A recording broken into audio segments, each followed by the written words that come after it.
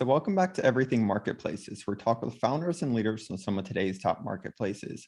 So, this is episode 58, and I'm really excited to welcome on Vivian Shin, who's a co founder and CEO of Junie. So, Junie is an online learning platform for students to discover their passion by learning computer science, math, English, and other subjects directly from instructors with education experience at top universities. It's raised over 11 million from top investors like Y Combinator, Index Ventures, and Peer VC. So Vivian, welcome to the group chat, and it's definitely great to have you join us here today. I really enjoyed initially connecting with you and chatting about Junie on the Clubhouse that we had with Anon a while back. So really looking forward to diving into it more with you today. Before we jump into things, so maybe you can start off by sharing a little bit more on your background for those that don't know you, and then what led you to start Junie? Of course, yeah, really excited to see everybody here and be here too.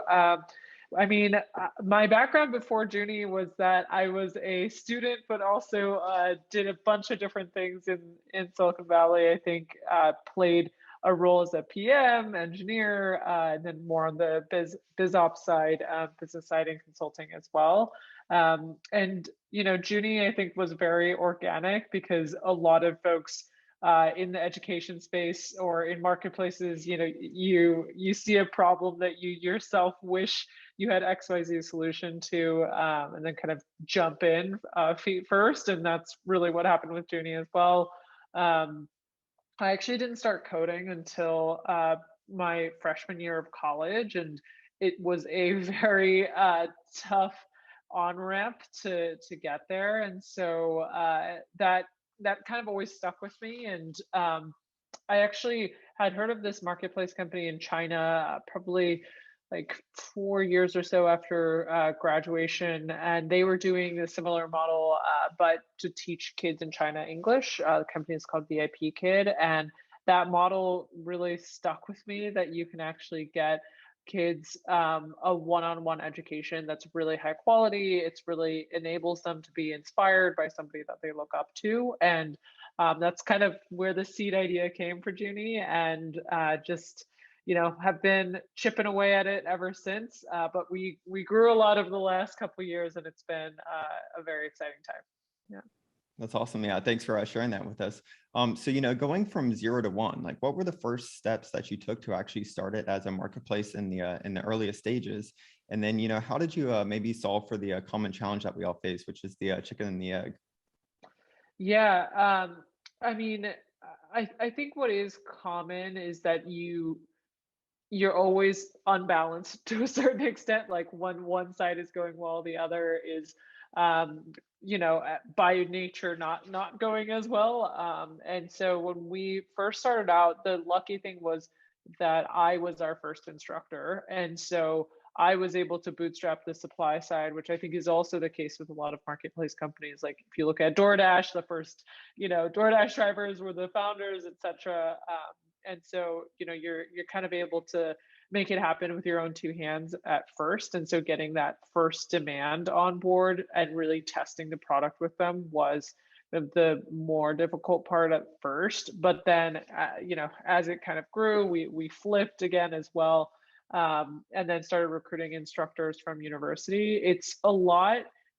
We actually figured out the growth loop for the instructors more quickly because we had kind of done a lot of student groups and that kind of thing in undergrad, and recruiting was more about creating a consistent experience for the instructors and onboarding and training, more than kind of finding the supply, which I suppose is also similar in a lot of marketplaces, because it's more about finding the qualified folks than it is pure quantity. Awesome. It's a pretty good segue. I was going to ask about the how you found your first kind of instructors, but I did want to ask about what was that first. I'm sure it's quite memorable, but what was that first kind of course that you taught as an instructor yourself?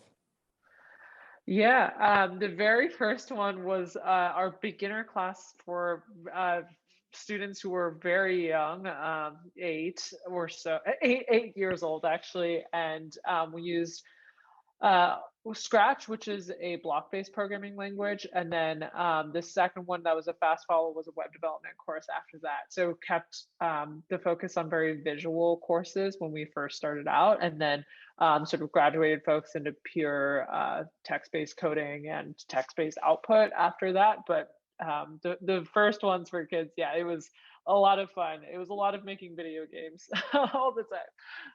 Yeah, I can definitely imagine. I'm sure at that point you realized you needed to bring on more instructors, right?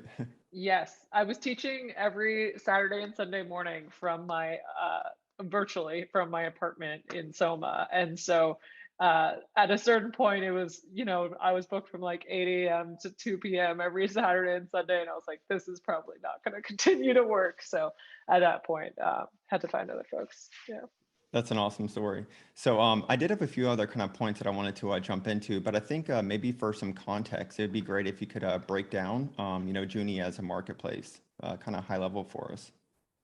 Yeah, so Junie provides one-on-one online courses in subjects outside of school, and the main thing that I think is slightly different about Junie from a pure marketplace is that we do provide the curriculum as well, and so that's how we standardize a lot of the experience and the quality of instructors on the platform.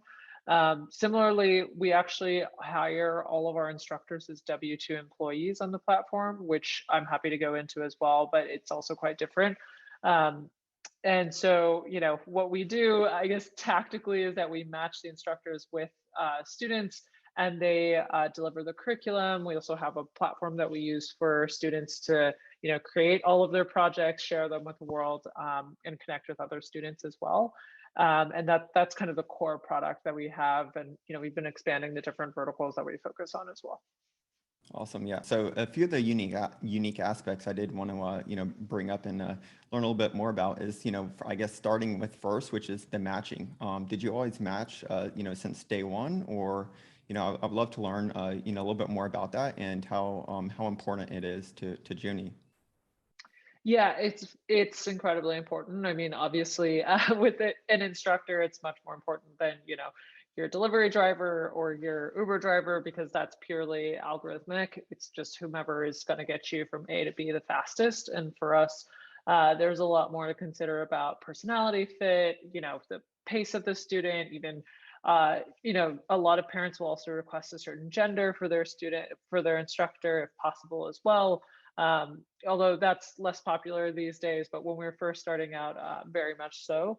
And so those actually end up indicating whether it's a good experience more effectively, I think, than things that are more like time to match or things that you might see on another platform. And so we do a pretty thorough hiring process where we interview folks more based on kind of fit with the Junie instructor profile, which is patient, warm, subject matter expert, but really able to serve as a mentor and a role model for the students. And then because we keep the hiring bar quite high, which we only hire less than 10% of instructors, then the match is slightly easier because we can look at more kind of quantitative features like gender, time of day, where they're available, etc. And then we do the match a little bit more uh, we pulled a group of instructors that fit that profile, and then we kind of do the last mile as hand matched.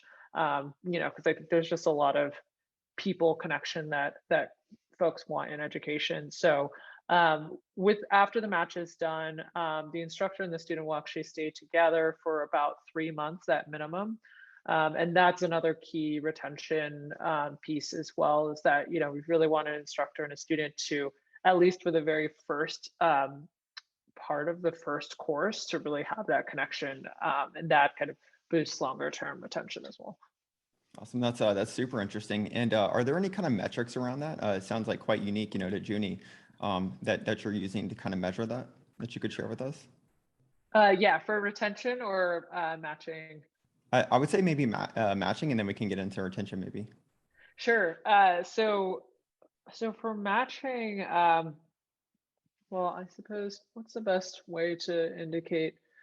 I suppose it all rolls up into retention, but our churn reasons because of instructor fit is one of probably like fifth or below in terms of the most popular reason. The most popular churn reason is usually scheduling because kids are quite busy. And so it's always on us to make the product the best one that a kid could do instead of soccer or karate or whatever the case is.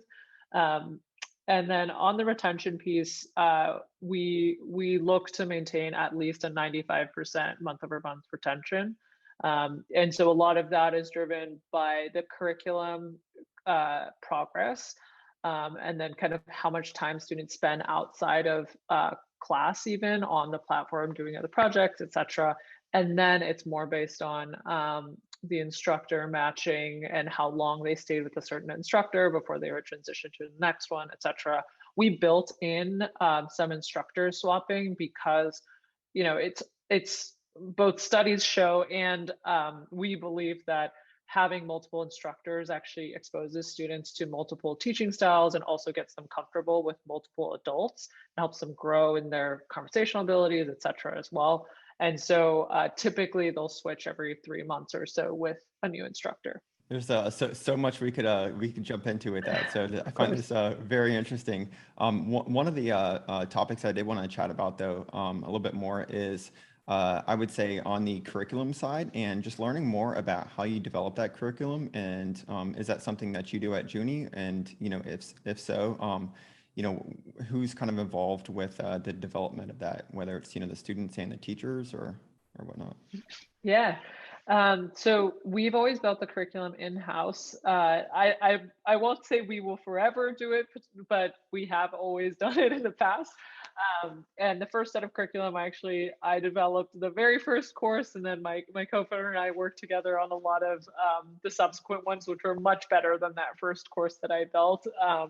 But the main thing that we always do with curriculum development is focus on the master project at the very end. So take kind of like that backwards approach where we say, the goal for a student at the end of this very first Scratch course, for example, is to build this kind of a video game, which requires these sets of skills. And then we work backwards to build projects that stack up to teach those skills and then kind of escalate into the master project as well.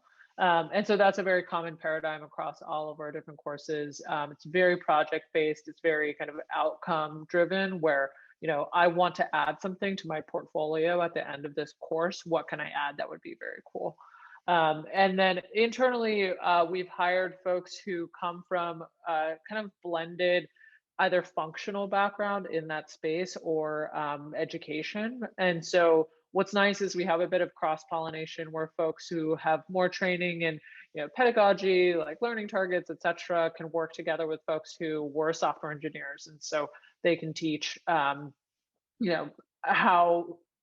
to actually apply what you learn in school into the field. I think that's the kind of missing gap sometimes in a lot of education. And so we try to take a more cross-functional pod approach to developing the curriculum.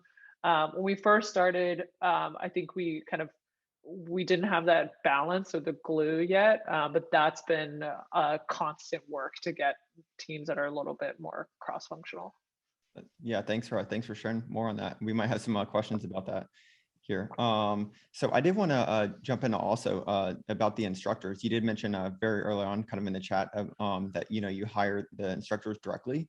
So could you share a little bit more about your decision to do that, and if that was from the beginning or if that was something more recent? Yeah.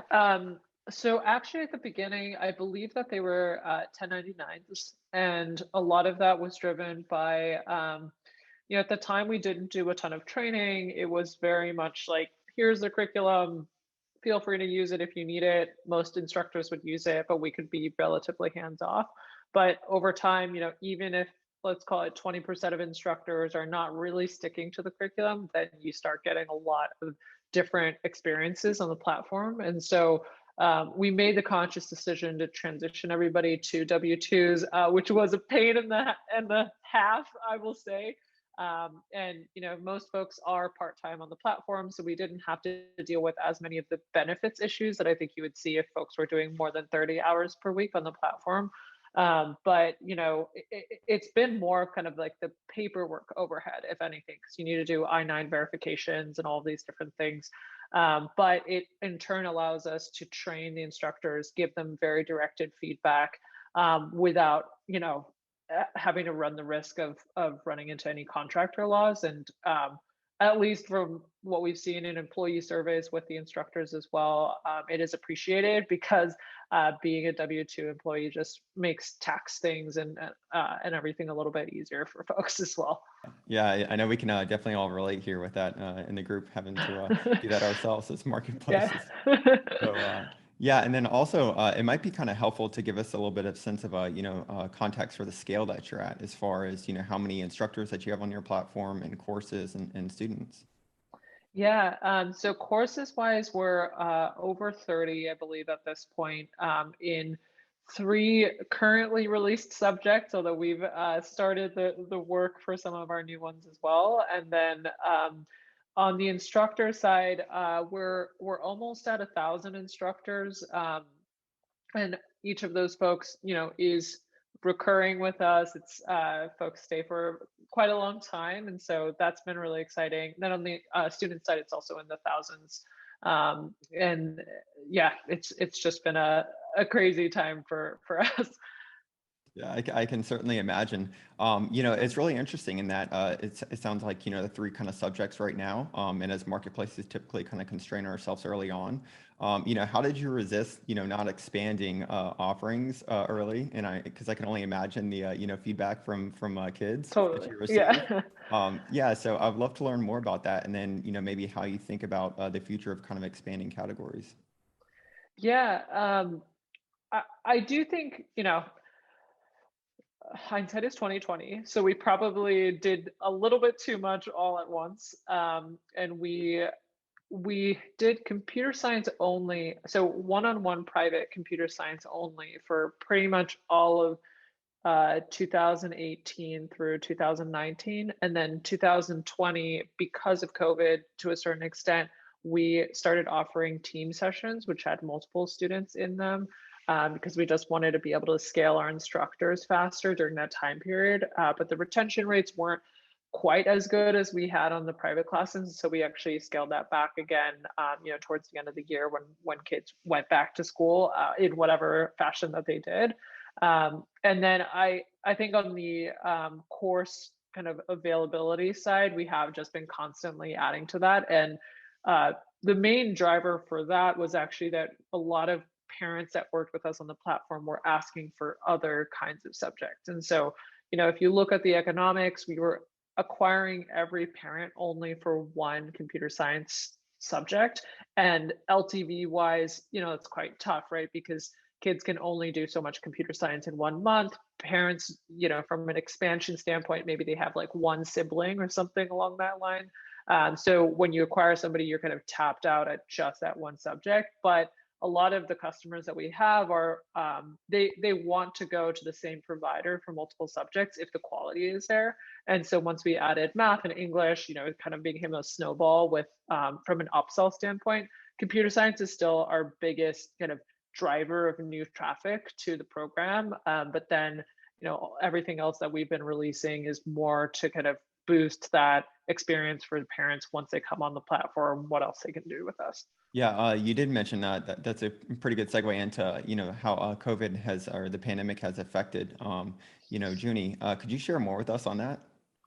Yeah, it was a bit crazy to say the least. The main thing is that, and still to this day, I think a lot of people don't know how to teach over Zoom, and it's very tough. And frankly, I think there's most group experiences on Zoom are still quite poor, and so we had.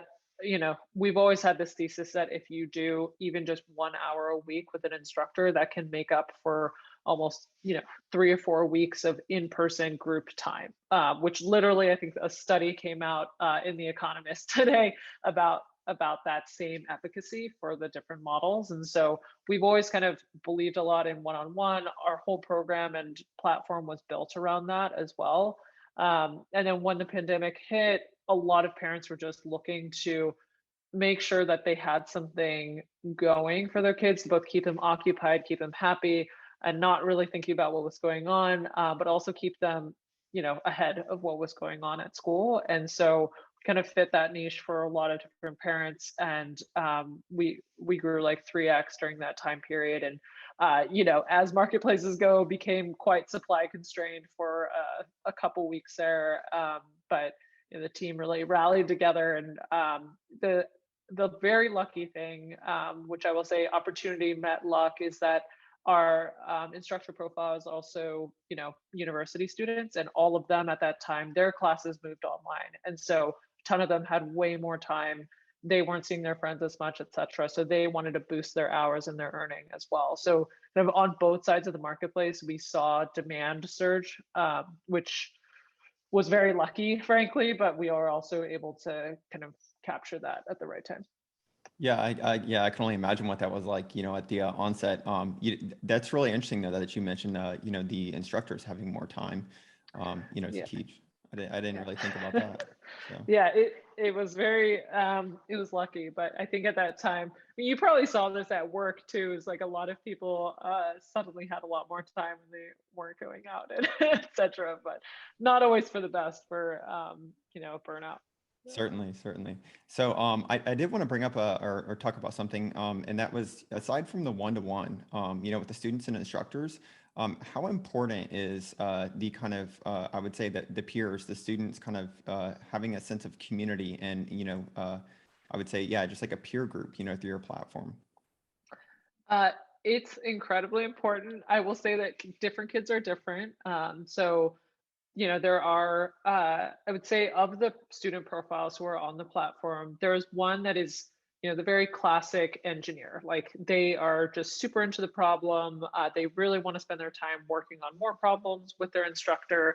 And that's kind of the excitement that they get out of the platform. There's another profile of student who is sort of along that line, but they really get excited about sharing what they're learning with other kids and also learning from them, and kind of working together on different projects. And so we've been able to address that group much better with some of the community offerings that we have now for the group. Like there's effectively like a Discord product that we've built internally on our platform. And so they're all moderated by instructors with different prompts that they can do and events they can join. But that's been, especially I think during COVID, but also afterwards, a lot of kids who find solace in the internet and finding people who are like them, they can really do that on our platform.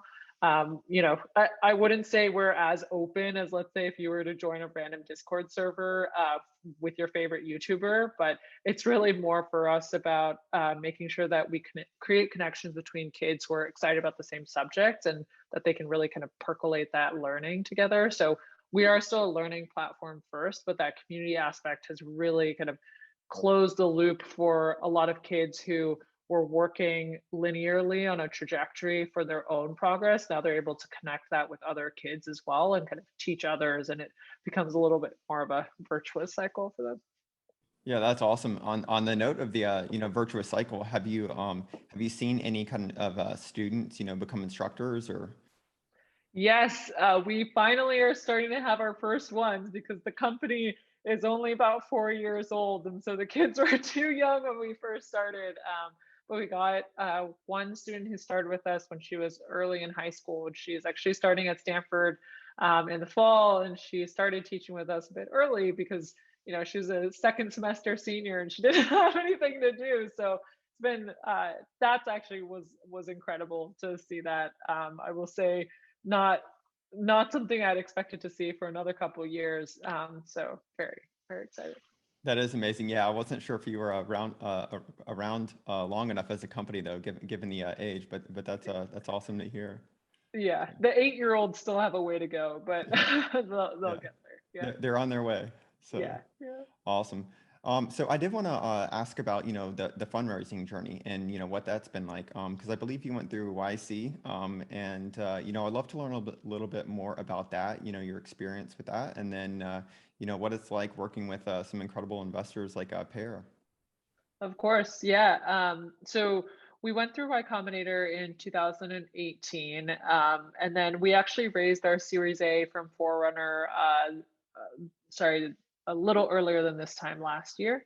And so it was kind of like peak COVID actually, when right after we got the wire, and so um, it it was very needed at that time because we were just trying to hire so much. But with YC, when we got in, it was like I think we had like 40 students, and it was pretty much just me and my co-founder, and I was standing on the street handing out flyers, trying to get new students, and she was writing our first version of our web app, and I think I was not the greatest YC participant because I ran out of a lot of the the dinner sessions to take calls with parents and do customer support and all kinds of random stuff. But it was just, I think the main thing was that it kept us operating at a very fast cadence and also thinking about scale.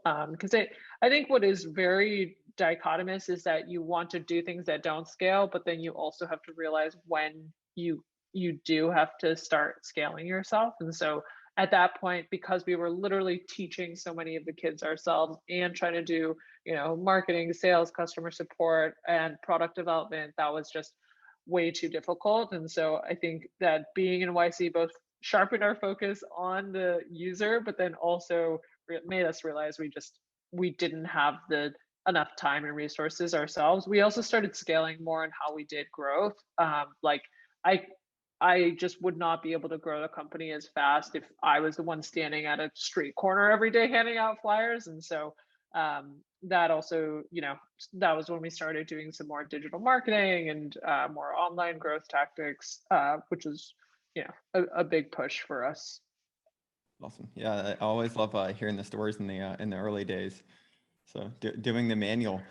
So on Yeah. yeah, so on the note of maybe some growth tactics, what's maybe like one or two examples of some that you've recently used that have worked? Yeah.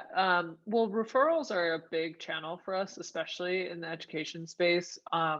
It's Yeah, word of mouth is everything. And so one of the I'll say, well, we have our standard growth referral programs, which is like call it give X get Y kind of thing. And then, but the way that parents are working with us, that's actually less attractive for them. So I think like 40 to 50% of our signups come from referrals. And of those, I think the majority don't use a coupon code from the Give and Get campaign. And so a lot of it is actually more from these kind of like delight moments, which is a little bit harder to bottle up, but it's more about like when their kid makes a very cool project and they want to share it with their friend or they want to brag about their kid. That's like a delight moment, right? And so a lot of the work that we do now is how do we continuously surface these? Like when are moments when their kids are doing something incredible that they should be proud to share with their parent and their parent should be proud to share with their friends. That's the ideal loop there. We're also seeing it's a little bit early, but on the student growth side, there's a similar mechanism, which is you can get students really proud of what they're working on. How do they share that with their friends as well? So those are, I would say, some of the bigger paths for us on the growth side. And then, I mean, there's also like your common ones because uh, we're not like a freemium product. We've been able to do digital acquisition somewhat reasonably from an economic standpoint. I think it's tough if you're doing like a free SaaS product or whatever the case is to make the LTV work, but we've always been able to make that work. So that one is also a more reliable channel. Awesome. Yeah, and I was actually I was curious to learn more. I noticed on your site you had a section for trusted by parents at some of the larger tech companies, Yeah. and so I was assuming that that was a great way for you to tap into some kind of a workspace referrals. Yes, for sure. It's a little bit ad hoc right now, but we've been working on that front as well because there's a lot of parents who, yeah, especially during the last year, but always they're looking for programs for their kids. Yeah. Awesome. That's great. Well, you and I could go on for quite some time. So, we'll get into some group questions here in a second. But before we do, did you have any maybe advice for us that you'd like to share, or just like, maybe like key learnings that might be helpful for us as early stage marketplace founders? Yeah. Some of the tough thing is that some of the advice that I've gotten, it's always so dependent on the stage that you're at. So, for example, some of my regrets, I would say, is that I hired somebody else to do something that I should have been doing for longer myself. Conversely, some of my regrets are also that I didn't hire somebody fast enough to do something that it didn't make sense for me to do anymore. And so, when I give advice, it's like, oh, make sure that you scale yourself. It's always hard because you might try to do that too early in a way that's not very effective. And so that's what I always caveat it with is I think some of my biggest learnings is that I was not the best person at X and Y.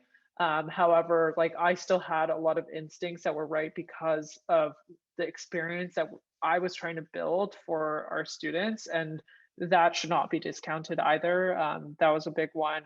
I think the other one is I know that it's commonly said to hire slow and fire fast.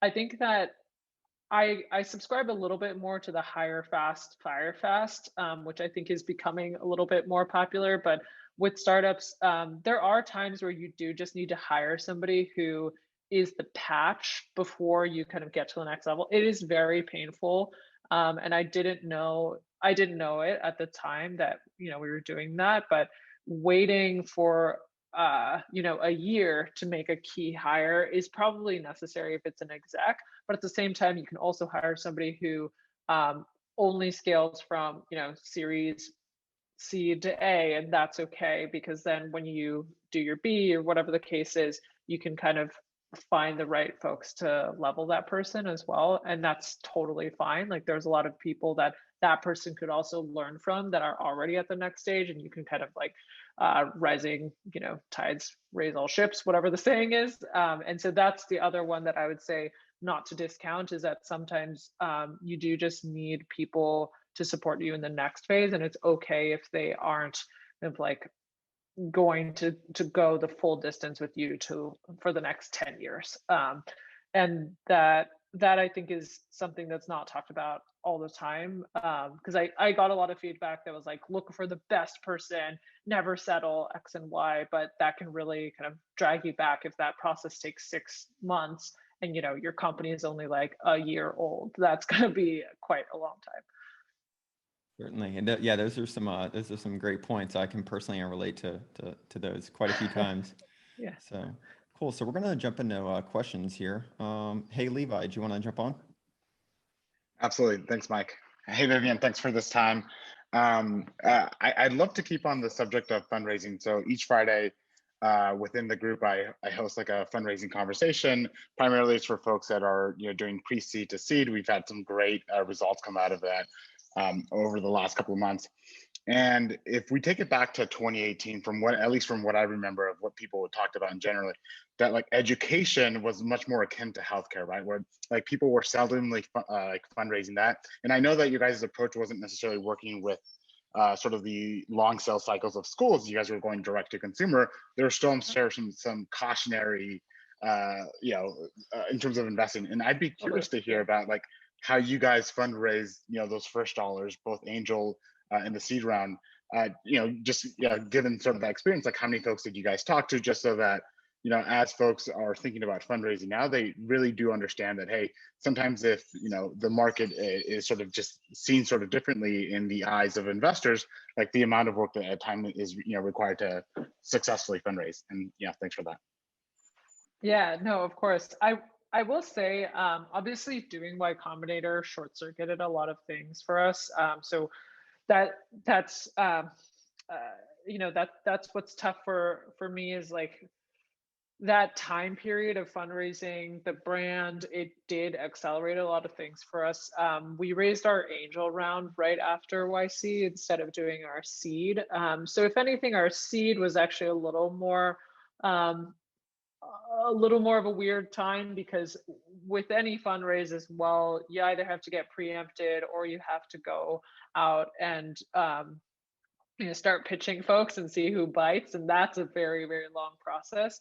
And so for us, we were kind of in the mindset that like we had to be pretty cash flow positive at least, and so we could still at least set the timeline for the fundraise.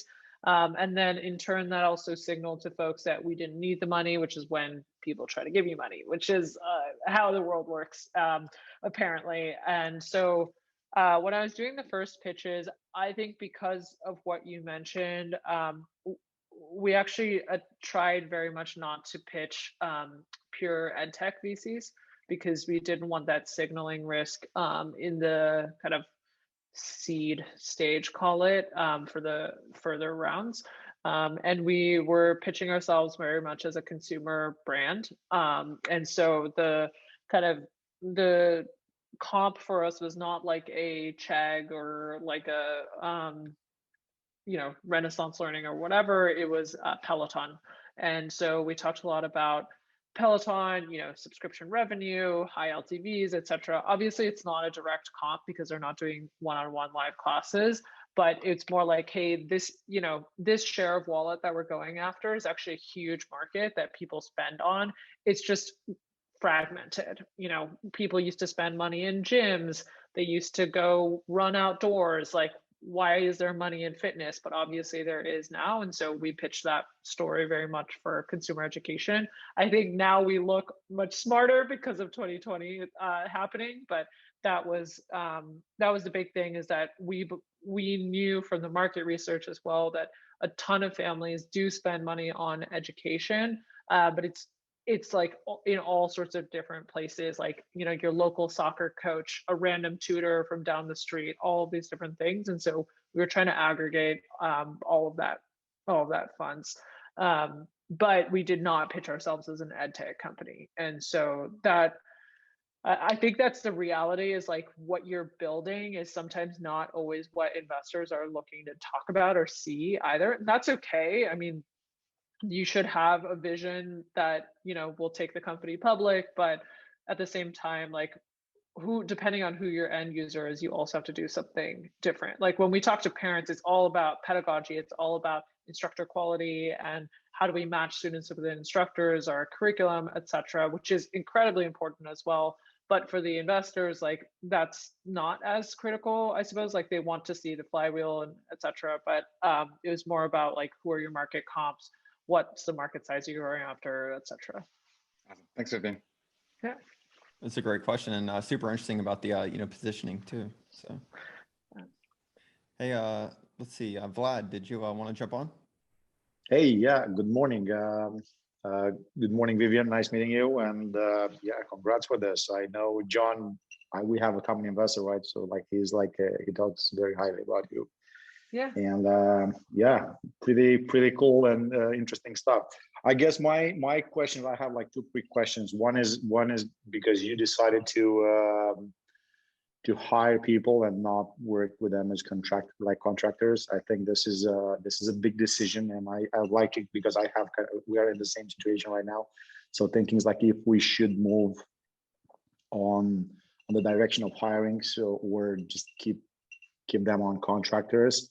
But I'm completely afraid about this move. So maybe you can give us a bit of details, why this was so important for you, because I know it's a big hustle, and actually I guess this will slow down the scale, right? Hiring more people, it's like you cannot have automated processes or something. So maybe you can describe a bit about this. I would like to learn more, and I think it's very useful for the stage we're in right now. Yeah, I will say that I think maybe during COVID or whatever the case is, with more remote workers, there have been more tools now for doing this at scale. I will say that when we started doing it, the tools were much worse. And so it was quite painful for the reasons that you mentioned. But like for our ATS, we use Fountain. There's like a bunch of kind of payment remittance platforms now. There's ones that can help you figure out think like the I-9 verification was some of the most annoying stuff to do, but there's a lot more systems out there now for folks who are trying to hire a fully remote W-2 workforce that's not a contract. So that is more common now. However, I think to your point, it's still more difficult than hiring contractors. And so at the time, AB 5 had not yet come, I think the ruling had not yet come out. And so we actually were not sure which way things would fall. And at the same time, actually, because folks are W-2, they also have to sign non-competes. They have to exclusively work with your company. And, we can train them and everything much more easily. And so I think it was like a percentage or two on the kind of like benefits, payroll, taxes, and things that we had to do, and then figure out our onboarding systems. But those are the real trade-offs that we had. I think that the other thing, which is quite annoying, is you have to register in every state where you have an employee. And so I believe there are more tax groups and things that can help you with that these days. But at the time, we literally had to register in, I think, 40 different states because we had instructors from many different places. So looking back, I probably would have said, hey, we should only hire instructors from, New York, Texas, and California for the foreseeable future, and then figure out the long tail. But we already had folks in like Missouri and Oregon and all these different places where we had to file. And so if I were to do it again, I would still do it as W-2s, but probably concentrate the state locations where we were hiring folks in, so you didn't have to register in that many. I think the contract route is still very viable. It's just the amount of risk that you're willing to take. Like any lawyer that you pay money to will tell you not to do the contract path, but yeah, it depends on the scale, but you could probably do it for a number of years and it would be still totally fine.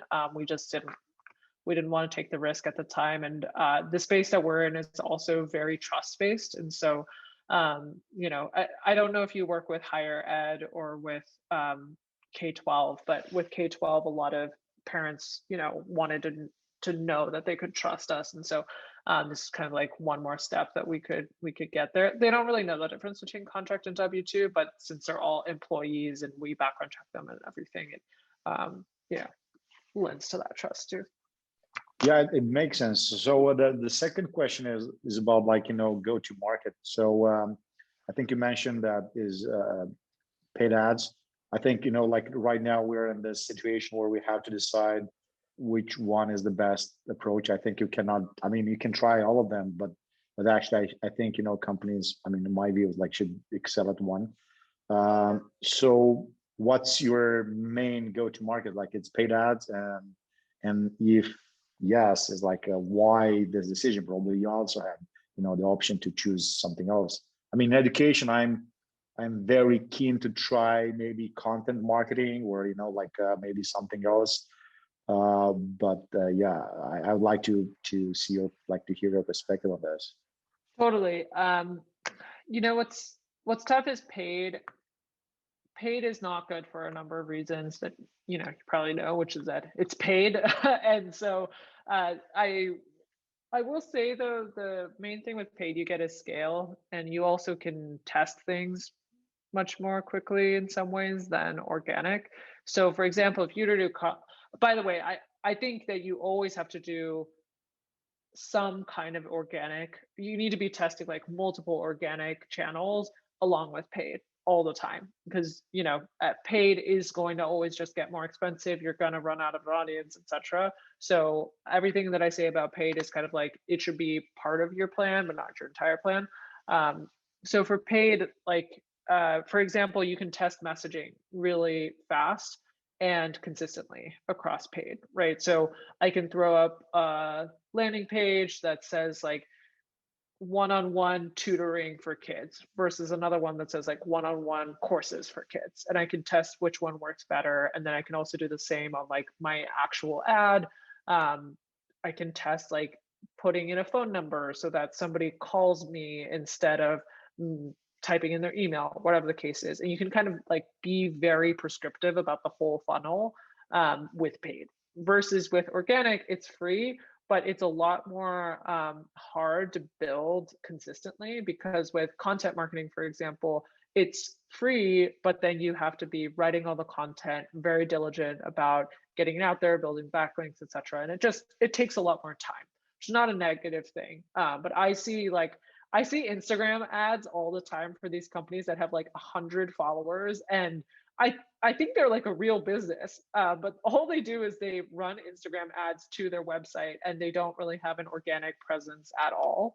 And I think we were trying to do that for a while, but that does start having a diminishing return. And so we started building our organic social again, and like that kind of thing as well. But all of that just takes years, versus paid is, you can test fast, you can scale the spend if you want, but it will also tap out at a certain point. So that's the trade-off.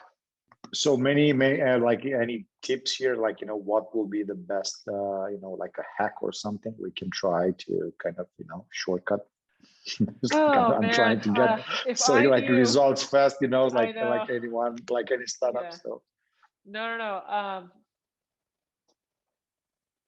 I mean, have you tried a lot with referrals and word of mouth with your current base?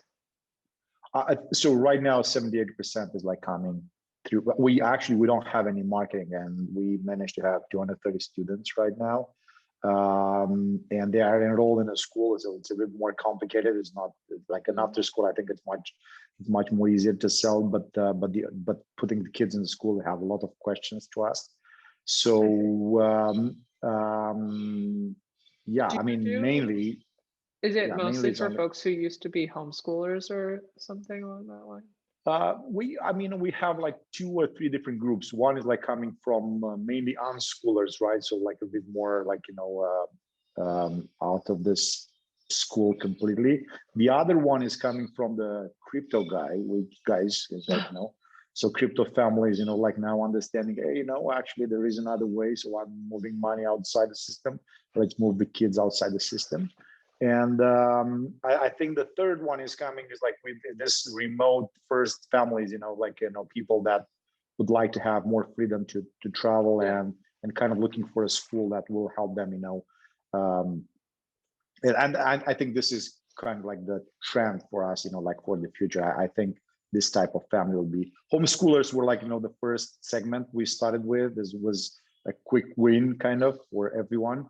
But I guess, like the direction we're heading is this kind of like, remote first families, and maybe, entrepreneurs, tech people, moving around. And school was a big thing before, right? So you had to stay in one place. Now, if you have a school that will give you access to different things, I don't know, that's kind of like the way we're thinking and looking at this. And I think that makes sense. Since you have I'm assuming since it's a full-time program, it's more expensive. You probably have the budget to do something that I think one thing I wish we had done earlier is influencer marketing, which is it can feel really hit or miss. But if you find, like with your specific group, if you know this much detail about the audience that you're going after, you could probably find like an unschooling blogger or something to write about their experience. That's probably going to go a long way. Even if you link paid ads back to that piece, that's probably going to be really helpful for you from a content perspective as well. I think there's a lot of like thought leaders now in the space who do like remote learning, and if you're saying these crypto guys or whatever the case is, I do think that those engender a lot of trust, and it's annoying because you can't calculate the payback on one of those. Sometimes like you'll spend 5K for an influencer post and you might not see anything back, but I think net it gives you more awareness potentially, and gets a bigger top of funnel for you. Performance, it feels like better ROI, but you have to catch somebody right at the right time as they're scrolling through their Facebook feed, which is really tough. Versus if you go with somebody whose audience is looking for things like this already, it's much easier. Cool. Thank you so much. Yeah, I mean, Yeah. great stuff, and thank you for sharing all this here. Yeah. No, if you do find the hack for growth, please call me. So everybody's searching for the hack, right? Yeah. I mean, like the main thing I've learned is that I think hacks always look good on like TED Talks and Andrew Chen's blog or whatever the case is, but it's very hard to find them in real life. It's more about consistency, brand, like trust from folks. Like after all these years, so many parents still go to our Trustpilot and read our reviews. Like it comes up on almost every call that we do with parents, and those kinds of things. I think like some of the unsexy old school marketing stuff still just it works, and people are that way. I mean, we also, I think you and I probably work with the same demographic of folks who are like more like 40 plus or 50 years old even. So it's probably different than if I were targeting like a 20-something-year-old Gen Z person. But I think that stuff still works. That's great. And I think we have time for one more question. So I want to make sure John could come on. He's got a pretty cool marketplace that he'll share more about. Oh. Hey, John, do you want to jump on? Yeah, thanks. Vivian, great to meet you. This is super relevant. So I just co-founded a marketplace for higher ed admissions consulting. So kind of the continuation of probably sits in between the folks that your students are learning from. So you have your supply and demand. So I'm curious about how you thought about like marketplace dynamics and business models. So you could have taken the approach of like the Upwork, Airbnb, list all your instructors, have them read through reviews, and then pick an instructor and pay per hour or something. And you guys opted for a subscription model.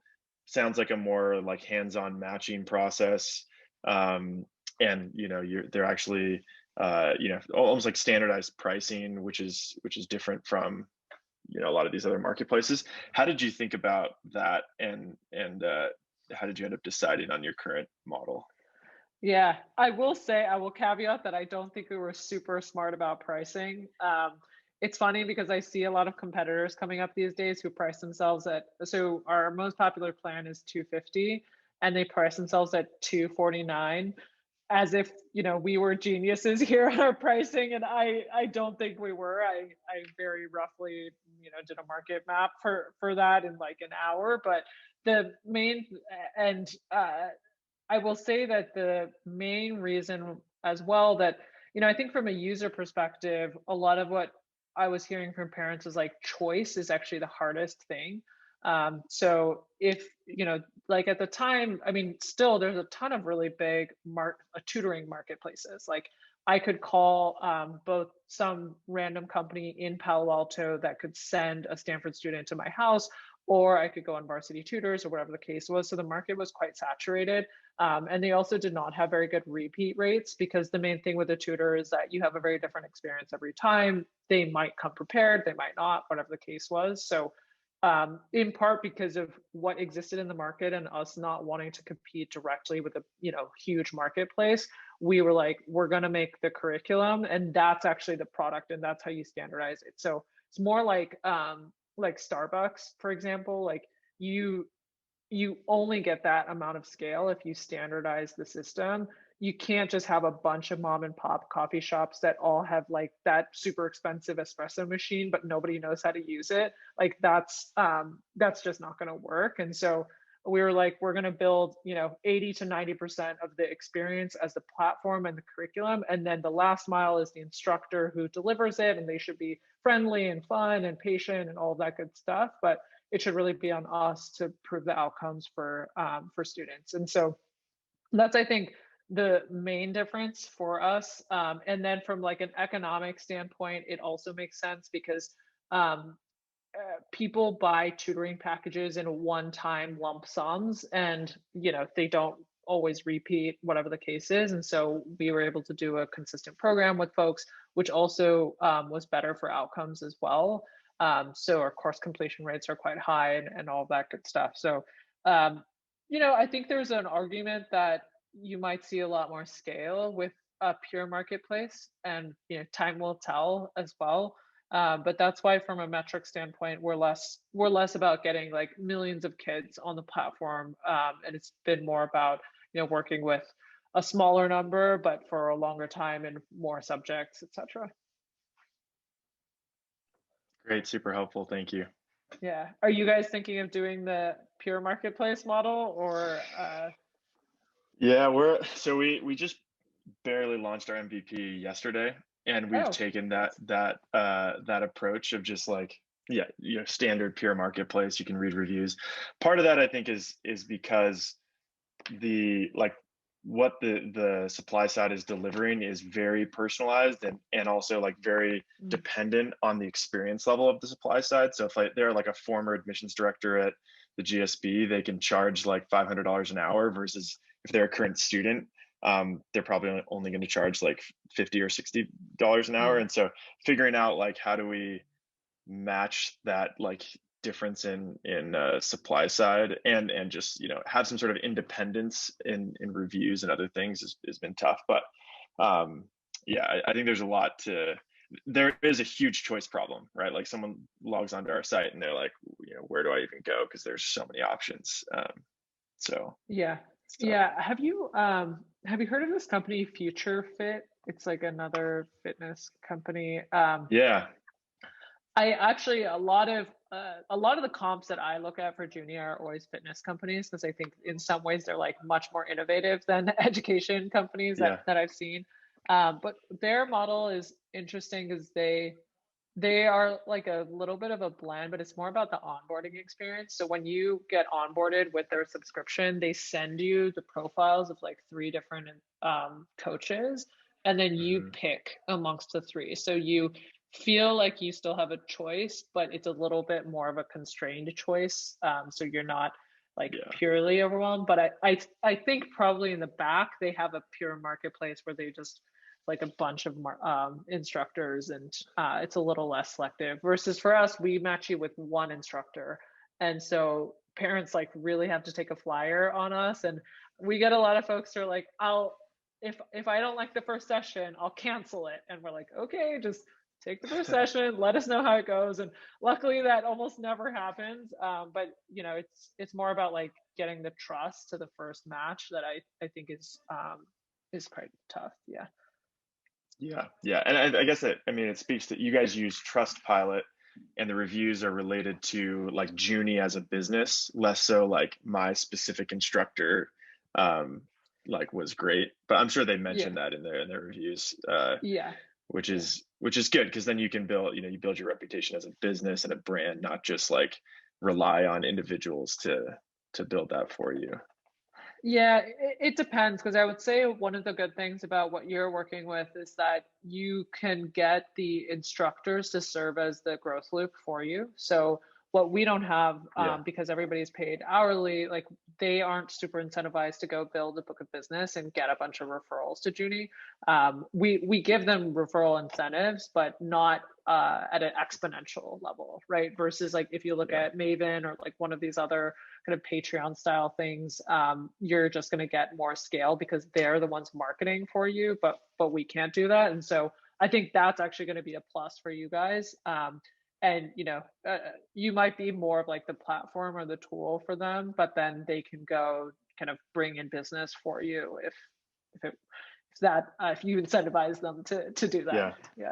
Yeah, that's we actually just we're writing, each one of them that joins writes an article that's titled "Why I Coach." So kind of, and then they share that out on social media, and that actually has been a good source of inbound. So good. Exactly. Yeah, we'll that's see. Maybe Vlad. Yeah, that's your growth hack. Get all your instructors just do their marketing for you. Actually, this is something we tried, but actually it's not working because we deal with educators and they don't know marketing and they don't want to do marketing. It's just like you're like, give me something, I will deliver this, and don't bother me with marketing. So So I'm not sure if it's always a good idea. It really depends on the stuff that they're teaching, but in our case, it didn't work. So Yeah. I tried this. Like I will share the hack if I'll file it anyway. So. Awesome. Yeah, we'll have to, if you guys find one, we'll have to, talk about that in the community for sure. Well, cool. Well, I feel like we could just keep going on with this, either you and I talking, Vivian, or our kind of office hours over here. So want to be, conscious of time and kind of wrap things up. But yeah, this is a really incredible chat, and I really appreciate, taking the time to join us and share more on your awesome experience and insights with Junie. And really, it's really incredible to see what you've built. Before we wrap it up though, time for a quick plug. Where can we keep up with you? Of course, you can follow me on Twitter. It's just Vivian, M as in Mary, SHEN, and LinkedIn as well. But I mean, I'd love to connect with folks directly. So feel free to DM me or whatever the case is. If I can ever be helpful, I know it's so trite, but I have made a bunch of mistakes and learned a bunch of things. And so hopefully if I can pass that forward, that would be great so that they're not in vain. Awesome. Well, I really appreciate it once again. And I know this recording will definitely be helpful for everyone else in the community. So thank you. Cool. Awesome. Awesome. And thanks everyone. And thanks for the great questions.